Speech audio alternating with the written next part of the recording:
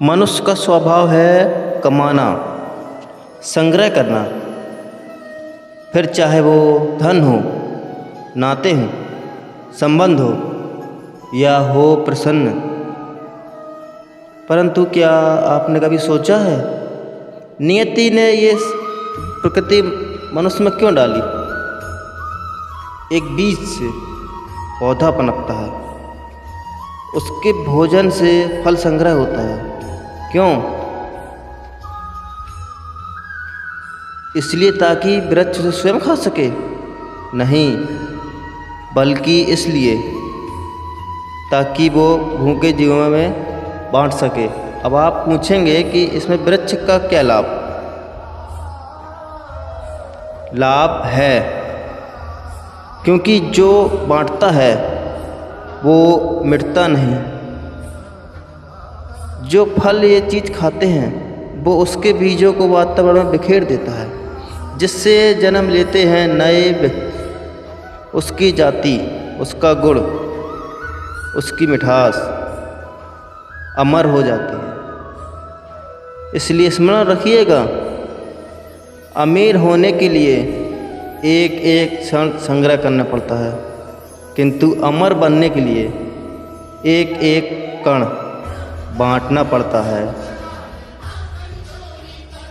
राधे राधे। संसार में सबसे बड़ी शक्ति क्या है? अब आप में से कुछ कहेंगे शस्त्र, कुछ कहेंगे शास्त्र, कोई कहेगा बुद्धि तो कोई कहेगा बल, किंतु ये सब अधूरे हैं। संसार में सबसे बड़ी शक्ति है मित्रता। यदि सच्ची मित्रता प्राप्त हो जाए तो वही सबसे बड़ा धन है। जब आप कठिनाइयों में होंगे तो मित्रता शस्त्र बनकर सहायता करेगी। मार्ग भटक जाओगे तो मित्रता शास्त्र बनकर आपको राह दिखाएगी। षड्यंत्र में फंस जाओगे तो बुद्धि बनकर बाहर निकलोगे। अकेले हो जाओगे तो ममता बनकर साथ निभाएगी। और यदि संसार में कुछ कमाना है तो धन नहीं, मित्रता कमाओ। और स्मरण रखिएगा, यदि इस संसार में मित्र बनाना आपकी सबसे बड़ी दुर्बलता है तो आप इस संसार के सबसे शक्तिशाली प्राणी। राधे राधे। जब से मनुष्य जाति का अस्तित्व बना है तभी से युद्ध भी अस्तित्व में आया है। युद्ध जो कभी धन का द्वंद्व बनकर सामने आता है तो कभी सुरक्षा का हथियार बनकर, कभी विजय की भूख के लिए तो कभी पराजय टालने के लिए। किंतु वास्तविकता यही है कि यदि आपको आगे बढ़ना है तो बाधाओं से युद्ध रोक करना होगा। परंतु युद्ध के लिए सच रहना इतना महत्वपूर्ण नहीं है जितना महत्वपूर्ण ये समझना कि युद्ध को टाला कब जा सके। क्योंकि सभ्य सफल युद्ध वही होता है जो कभी लड़ा ही ना जाए। आप युद्ध में विजय प्राप्त करके स्वयं कमान तो बढ़ा लोगे किंतु अपना बल खो दोगे। इसलिए जहाँ तक हो सके युद्ध को टालो, इस शक्ति को संग्रह रखो ताकि जब ये युद्ध धर्म बन के सामने आए आप उससे पूरे बल के साथ लड़ सको।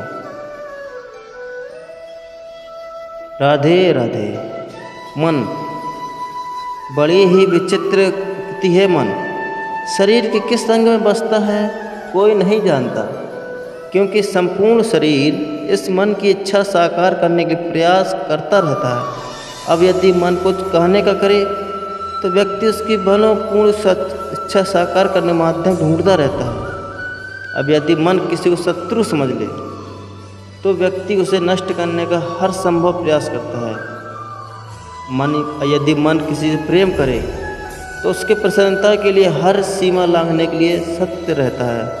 परंतु जीवन सुखद हो इसके लिए आवश्यक है कि मन खाली हो।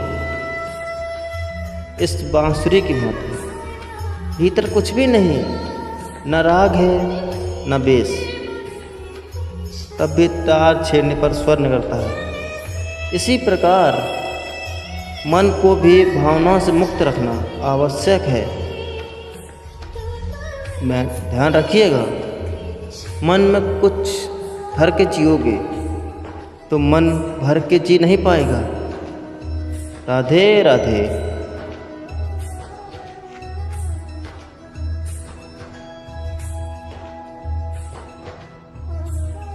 कितना सुंदर प्रतिबिंब है, इसका कारण क्या है?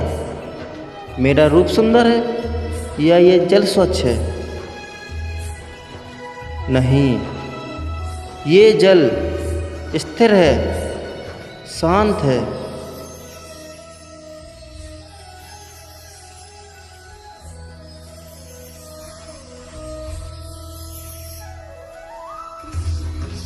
अंतर देख रहे हैं आप? वही जल है, वही रूप है, किंतु ये स्थिर नहीं है, शांत नहीं है, और इसी कारण इसमें अपने प्रतिबिंब इस पर नहीं देख पा रहा हूँ। क्रोध के साथ भी यही होता है।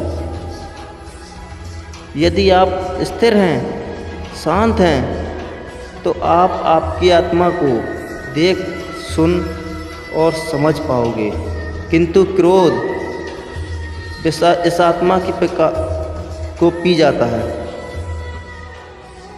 इसलिए अपने क्रोध पर वश रखें। कहीं ऐसा ना हो कि मूर्खता के कारण जन्मा ये क्रोध आपको पश्चाताप के अंत तक ले जाए। राधे राधे।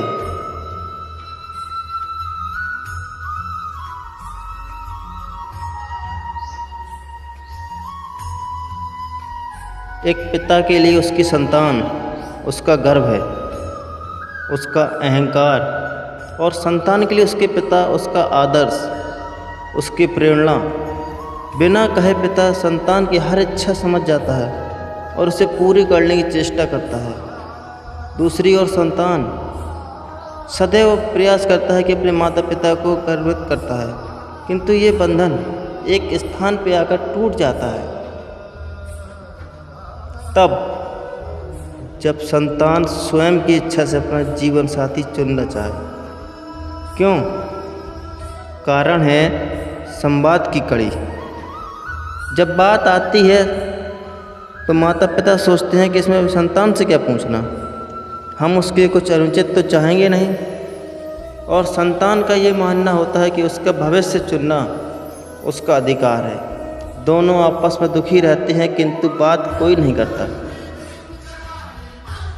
होना ये चाहिए कि माता पिता को उसी स्नेह के साथ संतान की इच्छा समझ लेनी चाहिए, और संतान को उसी विश्वास के साथ माता पिता को विश्वास में ले लेना चाहिए। एक बार संवाद करके देखिए, वर्तमान और भविष्य दोनों ठीक हो जाएंगे और मन प्रसन्न होकर बोलेगा, राधे राधे। हम में ऐसा कोई नहीं होगा जिसने वृक्षों को ना देखा हो, वृक्षों के इन पक्षियों को ना देखा हो, इनके घोंसलों को ना देखा हो, इन पक्षियों को अपने छोटे छोटे बच्चों को भोजन कराते हुए ना देखा हो। संसार का सबसे मनोत्तर दृश्य,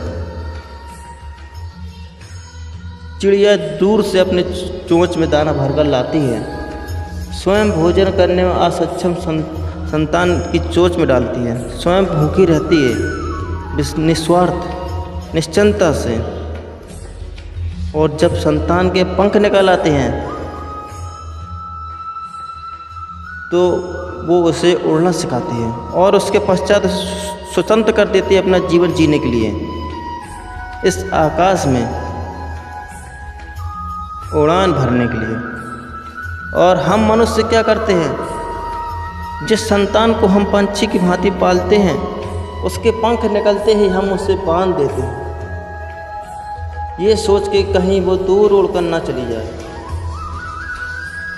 ऐसा नहीं कि इस स्थिति में माता पिता संतान से प्रेम नहीं, अवश्य है, किंतु इसमें प्रेम पल मोह भारी पड़ जाती है, जो स्वयं अपनी और संतान भविष्य के बीच में बाधा बन जाती है। हम ये भूल जाते हैं कि हम केवल जन्मदाता हैं, भाग्य विधाता नहीं। तो जब प्रेम में मोह आ जाए तो वो प्रेम नहीं, स्वार्थ बन जाता है। इसलिए प्रेम को पास रखिए और वहम को दूर। जिससे प्रेम को करते हैं उसका विकास नहीं रोका जाता। राधे राधे।